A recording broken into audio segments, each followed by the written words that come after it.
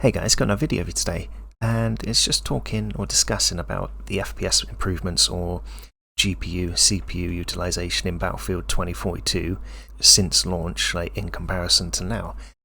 Now usually I wouldn't talk over this type of video and just show the improvements and some benchmarks and stuff like that, but I kind of feel I need to provide some context. There's a few things to note or to take into consideration, you could say.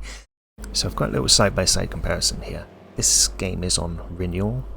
This is one of my little benchmarks that I've used since launch. On the left side is very close to launch date of 2042, and on the right is from update 3.20 at the start of February, I think. So it's not the latest patch, but it's very close to.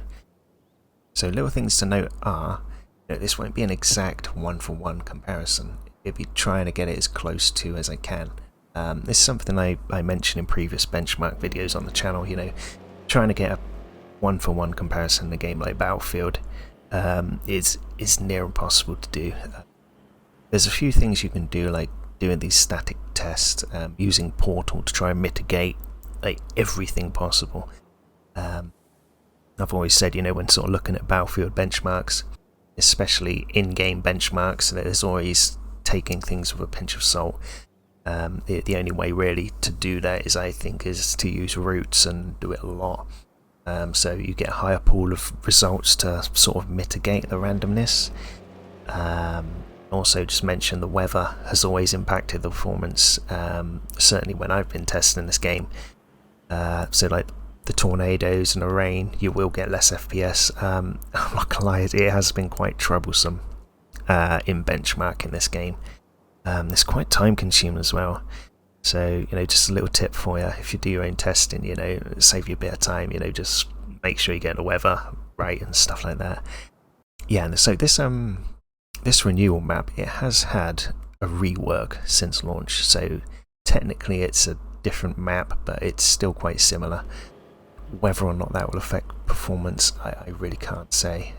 That's not something I've looked into, but please bear that in mind.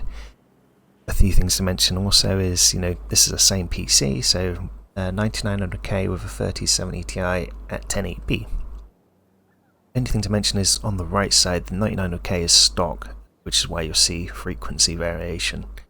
On the left side, I did sort of lock it to 4.7, sorry, using all the same graphic settings, all low, future frame rendering off. It doesn't work in DX12, and there's no real sort of gains like from Battlefield 5. In DX11, Battlefield 5, you get a lot of gains. NVIDIA low latency off, because I'm not in a GPU bound scenario.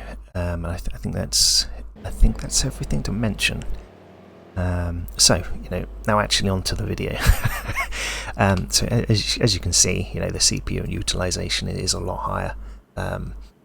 FPS is going from 170 to 240. On the left side, note the GPU usage near 65 in comparison to the right, where it's near its sort of 90. It's always nice to see more FPS, and more importantly, you'll feel that in game, and the console players will too. Actually, to mention, should be having a lot smoother experience. This is where it gets a bit more interesting, because here's some footage from my laptop. Not as powerful as my main PC, but it has 2060 and the undervolted and underclocked i7 8750H.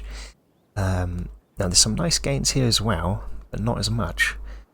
Note the GPU usage before and after. You can see the GPU usage is a lot higher, but there's no way near as much FPS. I really think, or brings me to think, that if you have a more higher end PC, the gains will be a lot.